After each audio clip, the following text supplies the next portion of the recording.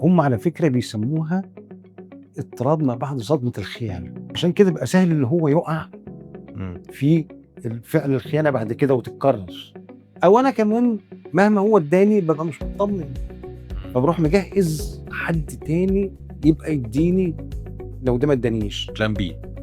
أو استبني يعني بمعنى أصح. كم الوجع في المنطقة دي ضخم جدًا، لإن هو ده بيروح عامل حاجة اسمها تدني القيمة الذاتية.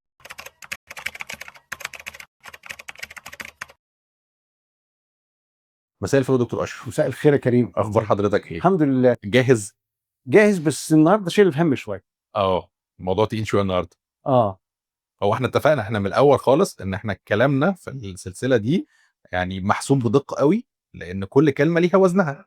إمم. فشايف إن هو مش هينفع نكمل السلسلة دي من غير ما نتكلم كلام مش هاقول علمي، لإن هو إحنا كل كلامنا علمي، بس هاقول من غير ما نشوف الجانب الطبي البحت تمامًا فيما يخص منطقة الخيانة. فكأن السؤال بتاعي بشكل مباشر هو أنا كنت شايل الهَم بس قبل ما تسأل سؤالك، آه. على أساس إن هو أنا حاسس إن هتبقى الكلمات شوية، الكلمات الطبية بالذات تبقى تقيلة شوية، أوكي. وأنا يعني كنت متخوّف من ده، وأنت طمنتني وقُلت لي ما لكش دعوة أنت اللي هتقوم بقى بإيه، بتبسيط المهمة وتوصيل الحتّة دي بسهولة للناس، وهاتينك تعمل كده، اوعى تخلى بيّا بقى. ده على قد ما أقدر كده هيبقى في ترجمة كده للmedical terms اللي هاقولها، تمام. بس يعني هو إحنا فعلًا هنتكلم بشكل طبي بحت عن المُخ بتاعنا. إمم. المُخ بتاعنا دوره إيه ومكانه إيه في المنطقة بتاعة الخيانة دي، إيه اللي بيحصل؟ طبيًا بقى، تشريحيًا، وظيفيًا، عصبيًا، كل حاجة. هو الخيانة أصلًا سلوك مؤقت، إمم. وبينتج عن تفاعل مع حاجات مع بعضها، مش حاجة واحدة بس اللي بتسببها. عبارة عن هو أول حاجة دوائر المُخ، الهرمونات المختلفة في المُخ، تاني حاجة اللي هو الهرمونات والنواقل العصبية اللي في المُخ، إمم. تالت حاجة اللي هي التجارب المبكرة، التجارب النفسية المبكرة، إمم. ودي بتأثّر على المشاعر والأفكار واتخاذ القرارات. اللي هي كلّها بتتخزن في المُخ أو مكانها المُخ. طبعًا، إمم. تمام؟ فأول حاجة نتكلّم عنها اللي هي الهرمونات والنواقل العصبية. إمم. أول هرمون هنتكلّم عنه، أول حاجة هنتكلّم عنها النواقل العصبية اللي هو الدوبامين. أوكي. الدوبامين ده اللي هو الهرمون المسؤول الأساسي النيوروترانسميتر الأساسي في نظام المكافأة، نظام وده المكافأة اللي هو إنه لمّا الهرمون ده بيُفرز، فالإنسان بيحس إنه يعني حصل على مكافأة أو بيبقى عنده شعور جميل. في بعض الأفعال لمّا بنعملها إمم. بتتسبب في إفراز هذا الهرمون، فالهرمون ده لمّا يتفرز بتدّي الإحساس المتعة ده، أوكي. فبالتالي بتخزّن في المُخ على إن ده فعل كويس فقابل للتكرار، أوكي. تمام؟ حلو. ده مستواه في المُخ العادي من 50 ل200 وحدة، 50 ل200. 200. أوكي. ده بيحصل نتيجة بيتفرز بالمستوى العادي بتاعه ده نتيجة في الحاجات العلاقات الرومانسية، العلاقات الجنسية، التلامس الجسدي، بعض الحاجات مثلًا زي الأنشطة التانية الأخرى مثلًا زي الرياضة، الأكل، بتاع الحاجات دي كلها بتسبب كده، أو الواحد بيكون عطشان ويشرب بتتفرز في البتاع. إمم. في حالة بقى الخيانة الجنسية إمم. نتيجة الإثارة اللي موجودة ونتيجة تجربة شريك جديد بتتفرز بكميات أكبر، أعلى من 200 وحدة. أعلى من 200، إمم. فبالتالي بيبقى له بعد كده الأولوية وقابل للتكرار. آه. وتكراره ده ممكن يخلّي يبقى بدل ما هو يعني سلوك مؤقت وكده، لأ يتكرر يبقى نمط سلوكي. يعني كإنه يتحول لإدمان. بالضبط. معلش لو إحنا اتفقنا إن أنا هاسهّل كده، فلمّا أقول إمم. بقى إنه الموضوع يضرب معايا فوق ال200 وحدة، 250، 300 وحدة، اللي هو زي اللي متعوّد إنه يسوق عربيته على 120 وفجأة أنت بتقول له لأ براحتك بقى اطلع على 220، فإحساس جبار، آه. فيخلّيني عايز أكرّره. ده بقى بيحصل بقى بيخلّي اللي هو الإيه، المُخ يتعوّد على المستويات العالية دي، فبيطلب الفعل ده تاني، أوكي. تمام. وده خطورته. إمم. تاني هرمون اللي هو الأكسيتوسين، ده هرمون الارتباط والثقة إمم. والعناق، وده من أهم الحاجات اللي هي بتقرّب البشر مع بعضهم، بيتفرز نتيجة العلاقات الرومانسية والعاطفية والتلامس الجسدي. إمم. وده حتى بيتفرز في عملية الرضاعة، صح. وده بيخلّي في علاقة قوية جدًا ما بين الأم ورضيعها، حاجه كده بتبقى لها حاجه خاصيه بتاعتهم يعني، في حاجه كده خاصه بينهم الاثنين. أوكي. في حالات الضيق العاطفي او الانفصال العاطفي او التوتر بتقل افرازه او بيقل افرازه، فالواحد بيبدا يدور عليه بعد كده، بيدور عليه في حته تانية او في مكان بالظبط. تاني. في اللي هو هرمون الفازوبريسين، طول عمرنا كنا عارفين الفازوبريسين ده بتاع تنظيم الضغط، تنظيم الميه في الجسم. مؤخرا في بعض الابحاث اكتشفت ان له حاجات مربوطه بالعلاقات الاجتماعيه، ده بتاع الارتباط الطويل الامد، اوكي، وبتاع الحمايه، مم. وبتاع الغيره. يعني ده اللي بيساعد على ان العلاقه تبقى طويله الامد وفيها الاحساس بتاع الحمايه والغير. الغيره اما بيقل مستواه، وده بيقل نتيجه مثلا ممكن تحصل امراض مناعيه تقلله، ممكن يحصل اورام في المخ، ممكن يحصل مثلا حادثه، استئصال الغده النخاميه، حاجات بالشكل ده ممكن تقلل افرازه، فبتقل القدره على ان انا اخش في ايه، في حاجه طويله الامد. يعني مبقاش عندي القدره او المثابره ان انا اكمل في علاقه طويله الامد.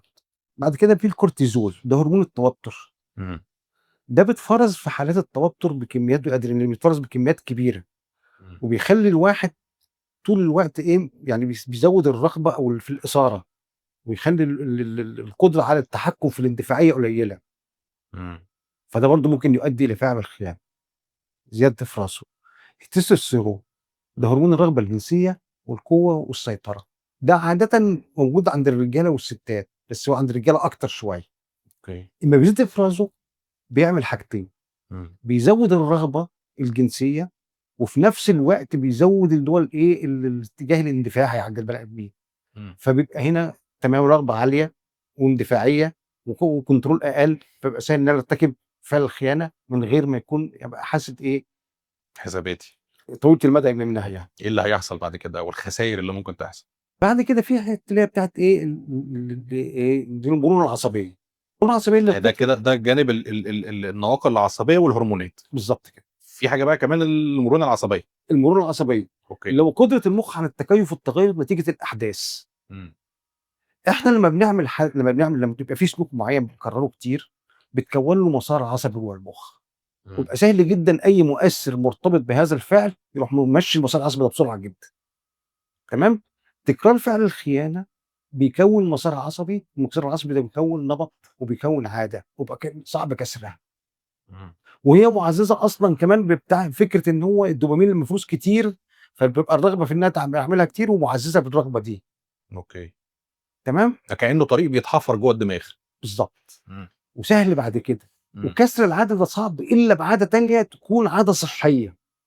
اوكي. وزي ما ده بيسبب الخيانه، في العلاج بنعمل ايه بقى؟ بنكون مسارات اخرى تكون صحيه فنكسر العاده دي، اللي ما تتكسرش الا بكده، اوكي. الا بمسار تاني يحل محل ده. انا بفكر كده في الكلام بقى فكانه ايه انا بقول لنفسي طب يعني هو البني ادم ناقص لما يتحط له حاجه اسمها نيوروبلاستيستي اللي هي المرونه العصبيه. فلما يعمل حاجه غلط وتعجبه فيتحفر جواها طريق ومخه يفضل يعمل له البتاعه دي. بس حضرتك بتقول دلوقتي ان هو يعني هي دي ممكن تبقى يعني مكمن المشكله وفي نفس الوقت الحل. ان انا ممكن عشان موجوده المرونه العصبيه دي انا ممكن اعمل طريق جديد. بالظبط. ده انا هقول لك على حاجه بقى في المرونه العصبيه دي بتكوين العادات دي. مم. انا كنت بشرب سجاير، اوكي. والحمد لله ربنا كرمني وبطلتها. الحمد لله عقبالنا كلنا يا رب. تمام. لما بطلتها كان فاضل على شهر رمضان 6 شهور. 6 شهور. اول يوم رمضان يعدي عليا بعد ما بطلت السجاير، بعد 6 شهور. بعد 6 شهور، مم. بعد الفطار مباشره قفشت نفسي بدور على السجاير في جيوبي، وانا اصلا ما بشربش، لان المؤثر بتاع ان انا متعود ان اول حاجه بعملها بعد الفطار كنت بشرب سيجاره، اوكي. فالمؤثر اتوجد راح ماشي المسار. اوكي فحتى بعد 6 شهور وانت مبطل مجرد المثير بتاع انه رمضان وصيام وفطرنا والاذان اذن ايدك راحت ناحيه بدور المكان على المعتاد. على جيوبي، بشوف في علبه السجاير في جيبي. اوكي. بعدين اكتشفت الله وانا بعمل ايه. امم. ف... ده ف... انا ف... بطل فده بيوضح ان فكره اللي هو المؤثر والمسار اللي جاهز للشغل على طول، ومش سهل انه يتمسح. لا، لازم يتحط يعني يتكسر بعاده ثانيه. اوكي. نيجي بقى اللي هو الاماكن طب ثانيه واحده بقى يعني خدت بالك وبعدين ما شربتش. ما شربتش. لا. تمام. حلو. طيب رمضان اللي بعديه لا ايه؟ لا ايه؟ ولا تاني يوم، ولا تاني يوم ايه؟ ما ادورش على تاني يوم بقى خلاص. انا هقف عند الحته دي تحديدا بقى، تمام، وهشاور على حاجه يعني كانت شغلاني كده واحنا بنتكلم واحنا بنعرض الجانب الطبي البحت ده، انه طب ما حد ممكن يسمع كلامنا يقول لك يا جماعه الله، طب ما الحكايه طلعت في المخ او غصب عننا ومش بمزاجي ولازم تعذروني و بس القصه حاجه بتقولها انه في قرار واعي هنا اهو، انه على الرغم من انه المسارات العصبيه جوه دماغي خلتني تلقائيه تيجي تدور على المكان المعتاد بتاع السجاير، بس لا، في لحظه بس انا يقظه، في قرار واعي في متاخد لحظه وعي بان انه انا مش مبطل. هشرب. بالظبط، انا مبطل. وبالعكس لما حصلت وما شربتش هنا تضعف بقى. بنيت المسار الجديد. تضعف بقى، تضعف بقى. اوكي تمام. تمام. ماشي، انا اسف على المقاطعه بس يعني الحته دي بتبقى دايره في فدي دماغي. بس عشان فكره المرونه العصبيه دي موضحها للناس، فانا قصدت اقول المثال ده على اساس انها تبقى ايه، وضحت للناس شويه علشان ما يبقاش الكلام تقيل كده. ماشي. في بعد كده المناطق المختلفه في المخ بقى. اهم حاجه، اول حاجه اللي هي حته بنسميها القشره المخيه اللي هي هنا في اللي هي البريفرونتال كورتكس. احنا كده بدل، انا اللي قلت الميديكال تيرم وحضرتك قلته بالعربي. تمام. ده باختصار كده المدير التنفيذي للمخ. اوكي. او صاحب القياده والسيطره على كل تصرفات المخ. بينظم الافكار، بينظم التصرفات، بينظم الحسابات. اعمل ده وما اعملش ده، واعمله وعملته اعمله امتى، اعمله ازاي، ايه العواقب بتاعت ده المؤقته وايه العواقب اللي هو طويله الامد وكل حاجه. هو ده اللي بيسمح بحدوث كل حاجه من دي. اوكي. ده في حاله الخيانه للاسف بيضعف لسبب. كميه الدوبامين اللي بتتفرز اولا بتسبب ان هو بيضعف، وبتقوي المخ البدائي اللي شغال على المتعه. اوكي. واحده واحده بيفقد سيطرته على ده، وده يفقد سيطرته على ده، لحد ما التاني ده يشتغل لوحده وده ايه على جنب. زي ما بيحصل في حالات الادمان. ان هو القائد ده بيعزل. اوكي. وبقيه الناس بتتصرف بقى زي ما هي عايزه، وبقيه الاجزاء الاخرى بتتصرف زي ما هي عايزه. وبيضعف سيطرته كمان على اللي هي الذاكره الشعوريه. اوكي. وبالتالي بتخلي الواحد يبقى مشوش ومش قادر يسيطر على افعاله وتصرفاته، ودايما مندفع ناحيه الايه، اشباع الرغبات. انا بس عايز اوضح ان لحضرتك الكلام اللي بتقوله ده دي مناطق ماديه عضويه في المخ. يعني لما حضرتك بتتكلم على الذاكره الشعوريه دي ليها مكانها في المخ تشريحيه. لسه هنتكلم عليها بالظبط. القشره المخيه دي منطقه ماديه في المخ. المخ البدائي ده شيء موجود، سيستم موجود في المخ اللي هو بيتبع النظام المكافئ. فاحنا بنتكلم بشكل طبي بحت عن تشريح المخ. بعد كده في اللي هي الاميجدالا. الاميجدالا دي هو جهاز الانذار بتاع الجنبين، ده خاص بالقلق، مشاعر القلق والخوف والتوتر. اما بيحصل فعل الخيانه بتشتغل جامد، فبتفرز هرمون الكورتيزول. هرمون الكورتيزول ده بيروح على طول مسبب التوتر، وبيسبب الزياده في الرغبه في الاثاره، ويزود الرغبه في المتعه، فبيخلي الواحد اكثر اندفاعيه في التصرفات. اوكي. فعشان كده بقى سهل ان هو يقع في الفعل الخيانه بعد كده وتتكرر. اخر حاجه اعتقد انه الجانب بتاع النشوه او المتعه بتاعه الفعل الجنسي او بتاعه الخيانه بيبقى ليها دور مؤقت ولحظي، ان هي بتهدي التوتر اللي موجود بقاله فتره، فكانه عشان اقلل التوتر فاروح عند الحته دي، وبعدين ده تاثيره مؤقت فبعد شويه ارجع تاني للتوتر، وبعد شويه ارجع تاني للحته دي. ما هو في متعه، وكل شباب عايز المتعه دي يروح لها تاني. متعه عايز يروح لها تاني. فكاني بطفي التوتر بالمتعه احيانا، بس هي مؤقته، ارجع اتوتر تاني. بالظبط. في بقى كمان اللي هو التجارب النفسيه المبكره، اللي هي علاقتنا بالناس اللي هم كانوا اساسا بيقدموا لنا الرعايه واحنا اطفال او لسه بيبيهات شهور او كده، والرسائل اللي بتوصل لنا منهم في المرحله دي، وده غالبا بيبقى الاب والام والاخوات والزمايل والمدرسين والمدرسه وكده يعني. ساعات بيبقى في ده بيكون نظام التعلق عندنا. نظام التعلق عندنا فيه التعلق الصحي اللي هو الامن الهادي، ان انا شخص مطمن محبوب، وان لما هطلب الرعايه هتجيلي، وحتى لو ما طلبتهاش هتحصل.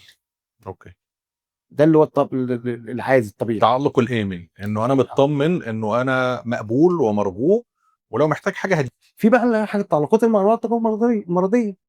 التعلق اللي هو الايه، القلق، ان انا مش مطمن ان انا هتوصل لي تلبيه الرغبات دي ليه؟ والناس مش بتلبي رغباتي، فببدا الح في طلبها وابقى طول الوقت قلقان متوتر مش مطمن دايما. فلما باجي اعمل علاقه لصيقه مع شريك ما ببقاش مطمن ان هو يعمل لي كده، فهضغط عليه طول الوقت، فلما اضغط عليه ممكن يبعد يزهق مني، او انا كمان مهما هو اداني ببقى مش مطمن، فبروح مجهز حد تاني يبقى يديني لو ده ما ادانيش بلان بي او استبني يعني بمعنى اصح. عشان لو حصل ان ده سابني ومشي زي ما انا معتقد، هو مش سابني ولا حاجه، ما قاليش ما عملش حاجه يعني تشير لي ده، لكن انا اللي جوايا ده، هذا الخوف، انا اللي جوايا الخوف ده، فمهما هو حاول يطمني ما بعرفش اطمن عشان ما نظلمش التاني، اللي هو حاجه عندنا، دي المشكله عندنا مش عند التاني خالص. هوضح هنا برضو عشان انا بخاف من كل كلمه بنقولها، انه مهما حاول يطمني فانا مش هطمن الى ان افهم النمط بتاعي واعي بيه فاقدر اغيره. ده له شغل بقى، ده قصه تانية في العلاج. تمام، ده له شغل تاني بقى. لكن انا بتكلم على فكره اللي هو ده بيعمل ايه في ازاي بيوصل لمرحله الخيانه. اوكي تمام. النمط التاني اللي هو نمط تجنبي، ان انا اصلا ما بعرفش اعمل علاقه لصيقه ووثيقه مع حد، لان انا اصلا عارف ان انا مهما عملت التاني مش هيشجعني، مش هيديني حاجه، فقررت ان انا اعتمد على نفسي كل حاجه، فمن قدرتي على ان اعمل علاقه لصيقه ووثيقه مع حد ومستمره فتره طويله قليله، استغني. فدايما بلجأ للعلاقات الوقتيه اللي تشبع وقتي.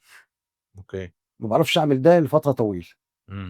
يبقى كده احنا شفنا 3 حاجات، العوامل اللي في النهايه التفاعل ما بينهم بقى مش واحد من دول بس، يعني مش هكمل عندي تعلق قلق فبروح اخون، لا. او ما دام عندي مثلا دوبامين ذاتي بروح اخون، لا. هو في تفاعل ما بين ال3 حاجات دول، بحيث في الاخر خالص ممكن يطلعوا لنا شخص قابل ان هو يخون. وهي دي الحته اللي هقف عندها بكل دقه زي ما قلت كده حضرتك، ان هو ممكن يعني برضو بعد كل اللي قلناه ده فده مجرد احتماليه، احنا مش بنقول انه ده لازم يحصل، لا احنا بنفسر علشان نفهم لما ده يحصل هنشتغل عليه ازاي، او ممكن نعالجه ازاي، او ممكن نتعامل معاه ازاي. انما ده مش معناه انه طالما الحاجات دي موجوده فانا لازم هبقى اقع في فعل الخيانه او اكون. هو مش اجباري. بالظبط. اصل لو هو كان اجباري يبقى هو مش مسؤول عن تصرفه. بالظبط. وده مش صح. ده مش حقيقي. وده مش حقيقه، لا. وحتى في العلاج لازم هو يبقى عارف انه مسؤول عن تصرفه ده. بالظبط. ويحمل ويتحمل تبعاته كلها. اوكي. من غير اي مواربه. فاحنا تاني احنا بنفسر عشان نقدر نغير، مش بنبرر. بالظبط. طيب فكده اقدر اقول ان احنا عندنا المخ، لما نتكلم على البيولوجيا العصبيه او التشريح بتاع المخ في المنطقه دي، فاحنا عندنا يعني انا بلخص كده، عندنا حاجه النواقل العصبيه، الكيمياء والهرمونات بتاعتنا اللي شغاله تمام، دوبامين سيروتونين وهكذا،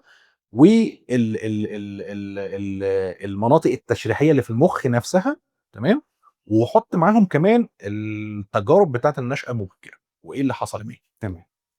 طيب كده احنا يعني فهمنا الجانب دوت، فعايزين نسأل على جانب تاني بقى، هو اللي بيحصل في حقه الخيانة، الشخص اللي بيتخان، ايه الاعراض بقى النفسية اللي بتظهر عليه وتبان عليه؟ لما الواحد بيتخان ده بيبقى حدث مزلزل، م. وبيعمل صدمه نفسيه عميقه جدا، م. وبيسبب للواحد ان هو بيفقد توازنه، وما بيبقاش قادر يواجه الحياه في التوقيت ده. م. وبتظهر عليه شويه اعراض نحاول نقولها كده. اول حاجه اللي هو فكره الافكار المتطفله والصور المتطفله. افكار عن الخيانه بقى، وانا اتخنت ليه، واللي خاني عمل كذا وسوى كذا، ولما كان بيعمل كذا وكان بيتكلم في تقول. والصور بقى صور بقى اللي هو اللقاءات او الحاجه او اللي انا شفتها او الاثار بتاعه الخيانه او كده، دي بتفضل يعني تتطفل على المخ، ودي بتسبب الم صعب جدا، الم عاطفي صعب جدا، وده بيخلي الواحد تفكيره مشوش وقدرته على التركيز قليله. هل اقدر اقول انه الوصف اللي حضرتك بتوصفه ده، انه هنا لما بتيجي الافكار المتطفله دي او المشاهد دي فهي بنفس الوصف بتاع البي تي اس دي اللي هي لما بتيجي على دماغي الفلاش باكس، فهي مش مجرد بتيجي كانها ذكرى بس، لا ده بتيجي كاني لسه عايشه دلوقتي حال تاني بالظبط بنفس الالم وبنفس الوطأه بتاعتها. هم على فكره بيسموها اضطراب ما بعد صدمه الخيانه. على زي اضطراب ما بعد الصدمه بتاعت بيتكس دي مش ترم علمي، امم لا، بس بيتاخد عشان التشبيه اللي انت قلته ده، اوكي بيتقال كده. تمام. تاني حاجه بتحصل شبهها برضو الاقتران. امم الاقتران دي ايه بقى؟ من اللحظات اللي هي بالذات اكتشاف الخيانه، امم وكل شويه الصوره تروح ضلمه في دماغي، طالعه في دماغي، طالعه في دماغي. الاقتران ده بيروح عامل كده. وفي نفس الوقت كمان بقعد اتخيل هو شريكي ده دلوقتي بيعمل ايه مع اللي كان بيخونه، او كان بيعمل معاه ايه، واقعد اتخيل بقى صور كده من دماغي انا بقى، ده مش واقع شفته، لا بتخيل حاجات بقى من دماغي انا. اوكي وده برضه بيسبب الم عاطفي شديد جدا. اكيد. نتيجه اللي حصل ده بقى بيحصل حاجه اسمها الايه، اليقظه المفرطه. اليقظه المفرطه دي مش يقظه حلوه، مم. لا، ده واحد متوتر وعمال يدور ويشوف وبتاع، وحاسس بالشك وشك في كل حاجه. فالسؤال اللي يجي في ذهنك، طب شك ايه اذا كان هو خلاص تاكد انه بيخونه، فما عادش فيه شك. مم. لا، الشك فيه هو نفسه شخصيا، في نفسي وفي قدراتي. اوكي. والشك كمان الاكثر ايلاما هو الناس شايفاني ازاي دلوقتي اه بعد ما اتخانق. شكلي ايه؟ يعني شك مش دي بس ان انا شكيت في نفسي، لا ده انا كمان خايف وشاكك الناس شايفاني ازاي. وبتقول عليه ايه ومقيماني ازاي. مم. كم الوجع في المنطقه دي ضخم جدا، لان هو ده بيروح عامل حاجه اسمها تدني القيمه الذاتيه مم. والشعور بالدونيه، واشوف نفسي اقل. اقل بكتير. مم. وده بيخليني افقد الثقه. اوكي. فقدت الثقه في مين بقى؟ في شريكي طبعا، خلاص. اول واحد. مش في شريكي بس، وفي نفسي، وفي قدراتي، وفي مم. قيم، في معتقداتي. والخيانه بتخلينا نشوف العالم اكثر تهديدا، مم. فبنفقد الثقه حتى في اللي حوالينا، وبنفقد قدرتنا على الاحتفاظ بعلاقاتنا او تكوين علاقات جديده. دي ضربة قاتلة. يعني كم من يعني ايه ضربة نووية، شك في كل حاجة ما يعني. احنا قلنا في الاول ده تسونامي. اه. تمام. اما ده بيحصل خلال الخيانه، بتحصل نوبات من القلق والتوتر العالي جدا، مم. ومبقاش قادرين نسيطر عليها. دي ممكن تزقنا ان يجي لنا نوبات هلع. مم. اوكي.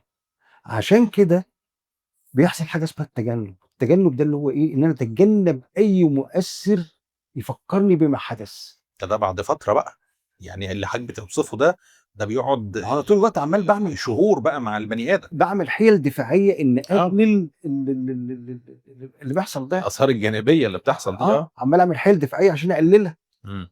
مم. اتجنب اللي هو الايه، المواقف او الاماكن او الحاجات دي كلها وابعد عنها. مم. طب ده ما ينفعش، ما اطمنش. ادخل في حاجه اسمها الخدر العاطفي، ان انفصل بقى عن الواقع، وانفصل عن نفسي، وانفصل عن اللي حواليا، واسكن الحاجات، وكاني مثلا ايه، واخد حاجه مسكنه كل الالم ده. خدر عاطفي. اه اللي هو يعني عشان بس الناس تبقى فاهمانه، اللي هو زي ما كاني مثلا احط بنج موضعي كده، انا واعي وكل حاجه بس هحط بنج موضعي في حته انا مش حاسس بيها. فده اللي بيحصل معانا بالظبط مع مشاعرنا، انه خلاص انا فصلت نفسي عن الشعور. ده خطورته ايه بقى؟ مم. انه ممكن يوصلنا لمرحله الاكتئاب، مم. اللي هو اليأس من اللي جاي كله، ان انا اهمل كل حاجه، ما مم. عدتش الشعور بالعدميه، ما عدتش قادر استمتع بحاجه، ما عادش عندي امل في حاجه اعملها تكون تحسن الموضوع، مم. فاخش في الاكتئاب. طب كل اللي احنا عمالين نقوله ده بقى في الاخر خالص يعمل ايه؟ هيروح موقع ادائنا في الحياه. عموما. اه طبعا. مم. ما هو انا كده هشتغل ازاي؟ هراعي اولادي ازاي؟ هحتفظ بعلاقاتي مع اصحابي ازاي؟ هخرج ازاي؟ ما بستمتعش، ما بعملش، مش هروح، مش هاجي، مفيش اي وسيله اجتماعيه، مفيش اي ارتباط باي حد. فشوف الحياه بقى شكلها عامل ازاي. الاداء الوظيفي والاداء الاجتماعي وكله انهار. اه عشان برضو نفس الفكره بتاعت انه يعني ما انا يعني ثقتي في المنظومه الفكريه والشعوريه بتاعتي كلها اتضربت بالنار. فما كل هذا العبث بالظبط. ملهاش لازمه. ما هو ده انا بقول، انا ليه بنسهب في الموضوع ده ونقول بالتفصيل قوي كده؟ عشان كل واحد بيخون وبعد يقول لك طب وفيها ايه؟ طب انا ما اعرفش كان كذا. لا، شوف انت عملت في بني ادم انت كنت يوما ما بتحبه ومطمن لك وامن، ويحس بالامان معاك، وممكن يكون كمان معتمد عليك في انك انت تشبع له عطب الفلوس. شوف انت وصلت لحد فين. مم. فده يخليك لا تبقى انت عارف بقى، انت مش بس بتحسب انت هتتاثر ازاي، انت عملت ايه. عشان بعد كده لما نيجي في العلاج بنقول لك انت مطلوب منك كذا وكذا وكذا، تبقى عارف ان انت مسؤول. تدفع وانت ساكت. مم.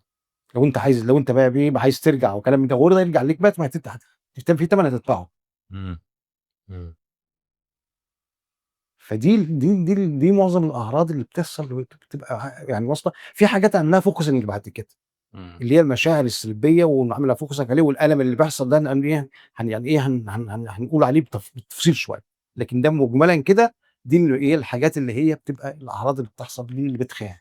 الكلام تقيل، فعايزين نرجع تاني نربطه كده. احنا اتكلمنا على التشريح بتاع المخ واللي بيحصل فيه كشخص ممكن انه وارد يقوم بفعل الخيانه، وبعدين نقلنا على النقطه بتاعه الاعراض اللي هتظهر على الشخص اللي تمت في حقه الخيانه.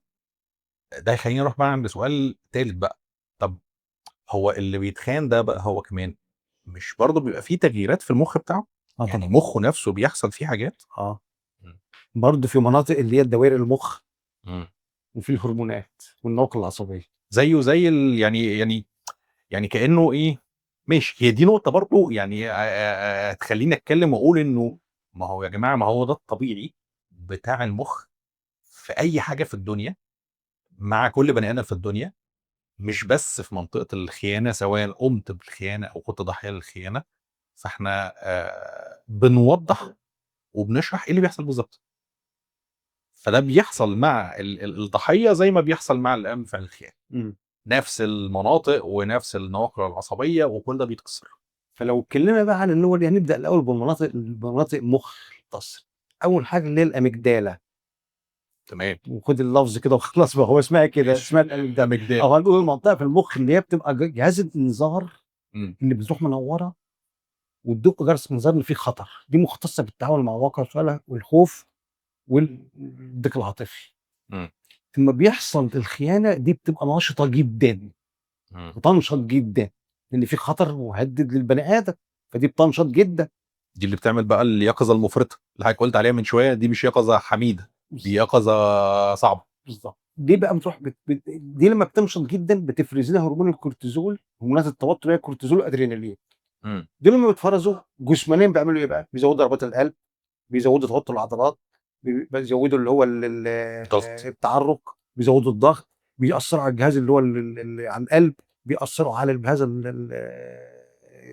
الهضمي، مقاومه الانسولين. كل ده بيأثر على لما بيحصل التغيرات ده والهرمون ده بيتعامل بالشكل ده. ده بيروح مؤثر على حاجتين تانيين. بيأثر على اللي هو بريفرونتال كورتكس، بيضعف قوته وسيطرته على اللي احنا قلنا عليه المدير التنفيذي. واللي هو واتصاله ببقيه مراكز المخ التانية. في نفس الوقت بيشغله زياده، بس مش شغل اللي هو بينتج حاجات ابداعيه او حاجات مهمه او حاجات كويسه. اوكي. فلما بيشتغل زياده ويبقى في نشاط زياده، بيطلع له الايه اللي احنا قلنا اللي هو الصوره المستفضله والافكار المستفضله والاكترار. جايين من الحته دي. يعني هيشغلوا بزياده، بس برضه في اتجاه الغلط، في منطقه مفرطه، منطقه مش هي المنطقه المنتجه المفيده. يعني مش هيخليه مثلا يشتغل زياده فيعرف يسيطر على بقيه اجزاء المخ وكمدير تنفيذي بقى ويتصرف صح. لا، ده افكار متطفله وصور متطفله ويخش في حته ثانيه خالص. بالظبط. في بقى بعد كده بيأثر على ايه اللي هو المراكز دي، الجزء بتاع اللي هو الايه الذاكره الشعوريه والتنظيم الشعوري، برضه وظيفته بتضطرب. فنتيجه لكده المشاعر بقى بتبقى مضطربه متناقضه مرتبكه، مش مترازمه مع الواقع ولا اللي بيحصل، فايره ومتلخبطه، وبتطلع بيحصل فيه تقلبات مزاجيه عاليه جدا، ونوبات حزن شديده، ونوبات غضب عارمه. غضب طبعا. نوبات غضب عارمه، وهنقول بعد كده هو الغضب العارم ده وظيفته ايه، ليه بيطلع بالشكل ده. اوكي. مبدئيا كده هو بيخفف الالم. كنت لسه اقول حاجه، هو دايما في ارتباط ما بين الحزن والغضب. الحزن الم، والاحساس بالذات الم. الغضب بيطبطب على الواحد شويه، بيهدي تمام. فبيخلي الواحد قدرته على تنظيم مشاعره، قدرته على اخراجها بشكل سليم، قدرته على ان هو يركز، دي بتقل. اوكي. وفي نفس الوقت الاتصال ما بين البريفرونتال كورتكس اللي هو اللي احنا قلنا اللي هو المدير التنفيذي ده والجزء المسؤول عن الذاكره الشعوريه والتنظيم الشعوري ما هو ده بينظم ده. لا الاتصال ده بيقل، بيتقطع، بيخلي المشاهد دي كانها بتنطلق بدون ما يكون لها حساب، دفعات او دفقات يعني ما فبنبدا نتصرف بشكل مختلف عن ذواتنا الحقيقيه. مم. يعني اي مؤثر صغير كده او اي حاجه يفكرني بفعل الخيانه على طول بيروح مطلع الدفعه الشعوريه دي، فيطلع تصرفات غير منضبطه وغريزيه وفطريه مش محسوبه. خالص مش طبيعتي، مش شخصيتي، مش انا. مم. مم. وده هيأثر طبعا على ادائنا في الحياه. برضه ارجع تاني عند الاداء الوظيفي والاجتماعي بتاعنا في الحياه. ده اصله هنا. مم. طب ما ده لما يحصل بالشكل ده والمشاعر السلبيه تبقى موجوده بالقوه دي، هيبقى عندنا حاجات زي مثلا الدوبامين اللي هو بتاع المتعه اللي احنا كنا قلنا لما بيزيد بيروح عامل يعزز فعل الخيانه ويحوله لعاده ويبقى احنا عايزين نعمله، لا هنا هيقل. اوكي. فنبقى حاسين بان احنا مش قادرين نستمتع. مم. وفي نفس الوقت برضه اللي هو الاكسيتوسين اللي هو هرمون اللي هو الالتصاق والثقه والحميميه والحب وكده بيقل. وفي كمان اللي هو هرمون اللي هو السيروتونين بيقل، فبيعمل حالات اللي هي الحزن، اللي هو انا قاعد بنفصل تدريجيا وشعوريا عن كل حاجه، عن العالم من حواليا وعن شريك حياتي اللي هو اصلا كان السقف دوت، وعن اسرتي وعن اصحابي وعن شغلي وعن شغفي وعن اهتمامي. في عرض بقى انا اجلته لحد الاخر اقوله تبع الاعراض، بس علشان يبقى واضح بقى لما مثلا ايه ما عادش عندي ثقه وعاد في عدميه وعاد في الم صعب جدا وعاد في اللي هو ما عادش فيه متعه، مش قادر افرح ولا قادر اتبسط ولا قادر اعمل اي حاجه، ودخلت في اكتئاب ومش عارف اادي حياتي طب الالم ده كله هستحمله ازاي بقى؟ لازم يبقى في حاجه تخفف الالم ده بقى. الغضب هيخفف شويه لكن يرجع تاني. بيخفف مؤقتا. بالظبط. مم. اللي هي بنسميها السلوكيات الادمانيه التعويضيه. اه. مش زمان في الافلام الابيض والاسود بتاعت زمان مم. لما كان الواحد بيتخان او بيقع او حبيبته بتسيبه او حتى كان بيروح فين؟ المشهد التاني على طول في البار. ويشرب. اوكي. اللي هي دي السلوكيات التعويضيه، ادمان بقى يا اما مواد مخدره يا اما ادمان سلوكيات ادمانيه. اوكي. علشان ابتدي اغلوش على الالم الفظيع اللي جوايا ده واتوه عنه وافصل عن الواقع بجد بقى. ما انا كل حاله الدفاعيه اللي عملتها دي قبل كده ما جابتش نتيجه او ما نفعتش او وقعت التاني. مم. فهضطر اعمل ده. خليني اشاور على حته كده برضو يعني معلش دي من يعني ايه من سياق الشغل. هل ممكن نعتبر انه احنا بنتكلم دلوقتي ان هو السلوك الادماني اللي هروح له زي ان انا زي ما اكون في الافلام بروح على من البار واشرب، هل ممكن نقول انه بعض التصرفات اللي هي بتزيد فيها السيطرة وتستمر كنمط، هل ده ممكن نشوفه برضه كسلوك إدماني بيعوّض الألم الشديد ده؟ تحديدًا يعني باشوف مثلًا آثار جانبية أو مضاعفات مثلًا، إنه الست تبقى كضحية للخيانة يعني، تبقى مسيطرة جدًا في التربية، يعني قبل موقف الخيانة ما كانتش بتربي كده، كانت التربية تمام والأمور فيها نقاش وبعدين فجأة تلاقيها اتقلبت واخدة السياق بتاع اللي هو كده. ما هي السيطره دي جايه منين؟ هي تبدو انها سيطره إمم. بس هي مش سيطره بالمعنى المفهوم تماما. ليه بقى؟ لان انا بعد الخيانه انا بشوف العالم اكثر تهديدا، إمم. فانا مضطر اكون اكثر قوه واكثر صرامه واكثر اندفاعيه واكثر عقاب، يعني كل حاجه تبقى عندي أكثر يقظة. علشان اسيطر على اللي بيحصل ده. إمم. أوكي. هو جاي من نتيجه ان انا مخي اصلا ما انتش شايف اللي هو الحاجه في وضعها العادي، إمم. فالحاجات بتتضخم. أنا أقصد من كلامي بس إن إحنا ناخد بالنا إنه السلوكيات التعويضية دي مش شرط تكون واضحة كده وجلية إن هي غلط، يعني واحد راح شرب في البار فخلاص معروف إن ده غلط، لكن ممكن تظهر في سلوكيات إحنا ما ناخدش بالنا إنها غلط ما هي دي ونكمل فيها. هو ده ما هو ده ليه بقى؟ لان هو نتيجه ان هو ما فيش كنترول اصلا على ما هي في مشاعر. إمم. مشاعر بتعمل افكار تعمل سلوك. إمم. اصلا ما عادش فيه كنترول على دول الثلاثه دول، فبتطلع الافعال بعد كده ضخمه ومش متناسبه مع الفعل. فلو ابني مثلا ارتكب خطا فانا ما كنتش شايف الخطا اللي هو بحجمه فعاجبه على قده او اتصرف على قده، لا انا بقيت شايف ان دي حاجه مهدده وكبيره جدا، إمم. فيطلع رد فعل على اساس ضخم جدًا، ضخم جدا. مش متناسب مع حجم ده ما في فوضى في ما فيش الاداره اللي بتنظم بجد. المدير التنفيذي عطلان بالظبط. مشغول في حاجات تانية. اه الافكار الملحه فعشان كده تلاقي في سلوكيات واضحه خالص، وده بيخلي الواحد حتى في شغله مش قادر يركز، ومش قادر ياخد قرارات صح، ومش قادر يتفاعل مع زملائهم اللي حواليه صح. فده بيروح موقع الدنيا كمان في الشغل، فيزيد تاني ده القيمه الذاتيه، فيزيد الالم، فيزيد الاحتياج للسلوكيات التعويضيه، فنبقى داخلين عارف اللي هو دايره مفرغه. انت دخلت في دايره عمال زي ما تكون بتحفر تحت رجلك، مم. فكل ما تحفر تنزل زياده، تنزل كل ما أكتر. تحفر تنزل زياده. مش عارف اقول ايه، الموضوع مرعب. انا بس نفسي ان احنا يعني يكون الكلام يعني قدرنا نوصله بشكل بسيط شويه، والناس تقدر يعني ايه تتفاعل معاه بشكل طبيعي يعني وكده. احنا بنحاول كمان نجيب الامر من كل الجوانب عشان نفسره ونوضحه من كل الجوانب، عشان تبقى عندنا صورة كاملة، ما يبقاش عندنا صورة مجتزأة او يبان ان احنا مثلا منحازين لطرف او بنهاجم طرف او بندافع عن طرف. لا، احنا بنشوف القصة كلها على بعضها بكل الاطراف اللي فيها. وهو ده هيخدمنا بعد كده في لما نيجي نصمم البرنامج العلاجي اللي هو الاتخان ده، هيخدمنا في ان احنا نبقى فاهمين ازاي نخليه يتعافى من اللي حصل، ازاي يشتغل على كل ده. بالخلفيه دي تتقوده عندنا. انت حضرتك قلت اخر حاجه اللي هو ازاي اللي يشتغل تعافي، واحنا المفروض هنشتغل على الحته دي في الحلقه الجايه، صح؟ فانا ممكن اقفل الحلقه دي بقى ان احنا ايه المنطقه بتاعه التجهيز والتعافي الحلقه الجايه. ماشي. تجهيز ان احنا نخش في برنامج التعافي. طيب يا دكتور اشرف، احنا هناخد بقى هذا القدر اللي خدناه في الحلقه دي ونوقف هنا، علشان المنطقه بتاعه التجهيز للتعافي دي منطقه تانية لوحدها كبيره ومهمه. هحب ان هي نشتغل عليها حلقه لوحدها، ما تبقاش في نفس السياق اللي بنقوله. ان شاء الله. شكرا. عفو.